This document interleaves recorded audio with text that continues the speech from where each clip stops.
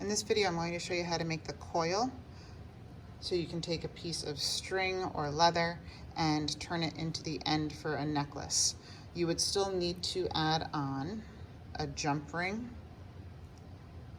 a hook, doesn't have to be this style, could be a different style, a loop for the hook to go into, and another jump ring.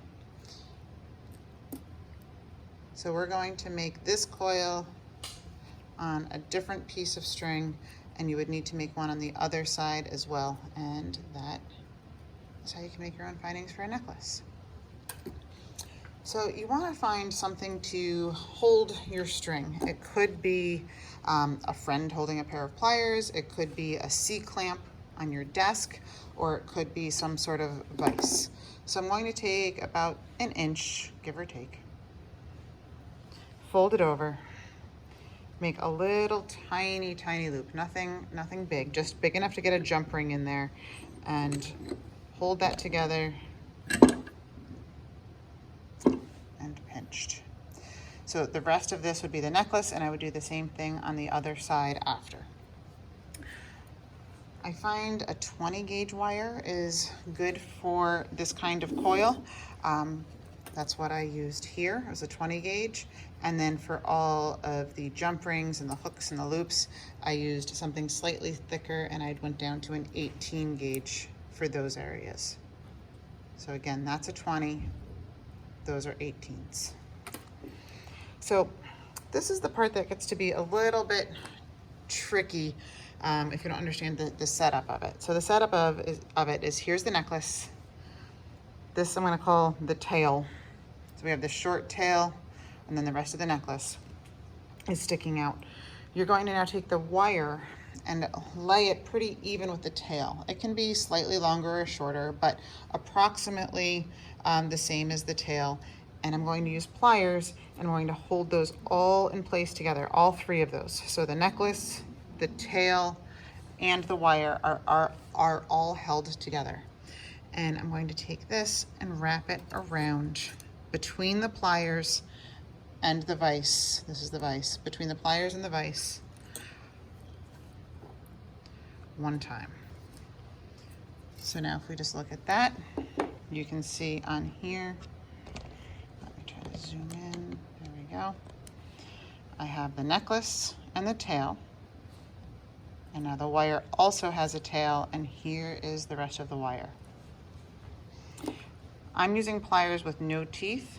It would be slightly easier to grip onto things if your pliers do have teeth, because there's less slippage that way. So now when I do my next wrap around, I'm going to come toward my pliers. So I'm coming down away from the vise toward my pliers. And I only need to wrap it around a few times. So at least 3, probably not more than 5.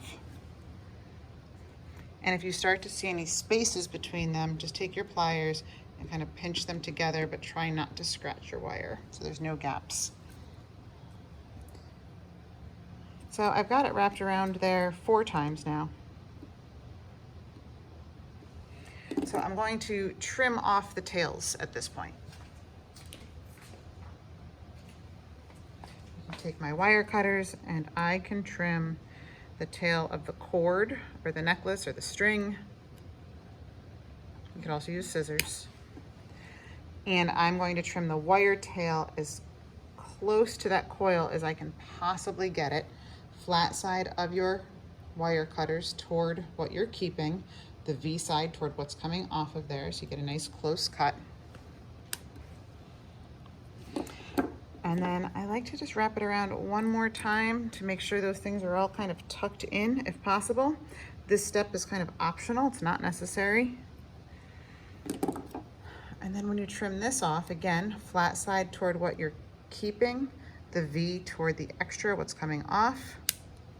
This is now sharp and it could cut skin, so we want to make sure that we take and tuck that inside. I'm just kind of squishing it into the necklace, and then I can kind of squish it this way.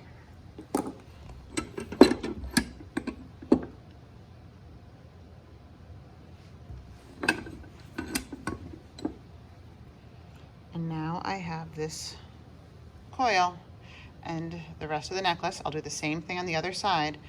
And when you're finished, you can add a jump ring to the coil and a loop and a jump ring and a hook. That's actually the hook there. Here's the loop. And slide your pendant over the top and that can hang down.